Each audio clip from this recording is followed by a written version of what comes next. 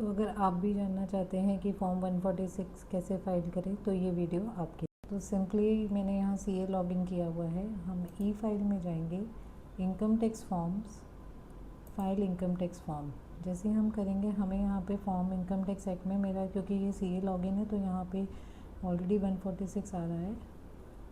मैं file now करूँगी। File now करके हम ऑनलाइन फॉर्म भी सबमिट कर सकते हैं। ये ऑनलाइन करने का बेनिफिट ये है कि इंस्टेंटली अवेलेबल हो जाता है।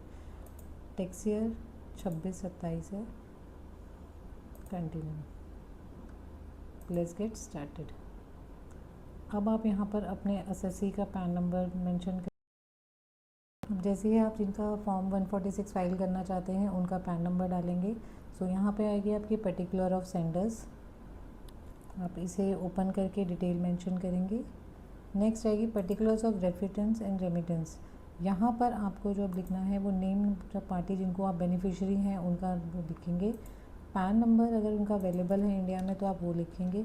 टैक्स आइडेंटिफिकेशन नंबर आप देखेंगे तो ये कंपलसरी है, तो आपको टैक्स आइडेंटिफिकेशन नंबर चाहिए।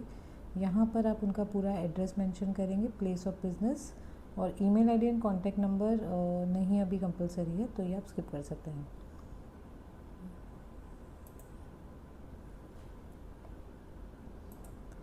नेक्स्ट जो कॉलम आता है वो आपका आता है फ़ंड ट्रांसफ़र। फ़ंड ट्रांसफ़र में आप यहाँ पे कंट्री ऑफ रेमिटेंस लिखेंगे, करेंसी लिखेंगे, कितना आप करना चाहते हैं। Now the thing is that कि आपको IFSC कोड और BSR कोड तो पहले भी कंपलसरी था, बट एक जो नया कॉलम है वो अगर आप यहाँ पर, अगर आपके जो बैंकर हैं वो ऑथराइज बैंकर हैं तो उनका ITDRN नंबर आपको यहाँ मेंशन करना पड़ेगा। तो अगर आपके बैंकर, जैसे सपोज आपके HSBC है तो HSBC है ITDRN नंबर, तो आप वो मेंशन करेंगे। Propose date of payment, nature, propose reserve bank of India के पर्पसेस आप मेंशन करेंगे। ये सारे कॉलम पुराने हैं।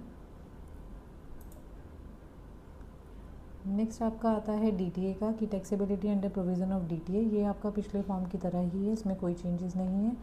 Next is double taxation, taxability of DTA। अगर आप DTA का बेनिफिट ले रहे हैं, नहीं भी ले रहे हैं, तो आपका ये वाला कॉलम भी कंपलसरी है। Next is detail of TDS deducted.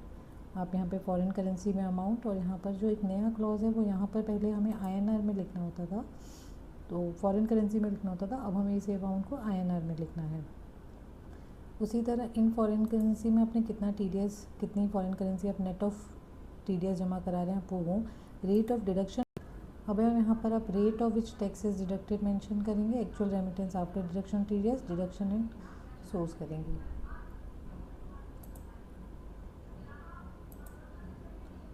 एक जो आपका कॉलम है जो हमारा बहुत ही इम्पॉर्टेंट है वो ये है, प्रोविज़न ऑफ इनकम टैक्स में अब से ये आपसे income, if it is chargeable to income tax act, तो ये आपसे रेट ऑफ टैक्स मांग रहा है। आपकी टैक्स लायबिलिटी कितनी है, आपने कितनी इनकम के ऊपर चार्ज किया है, और उसका रेट ऑफ डिडक्शन कितना है।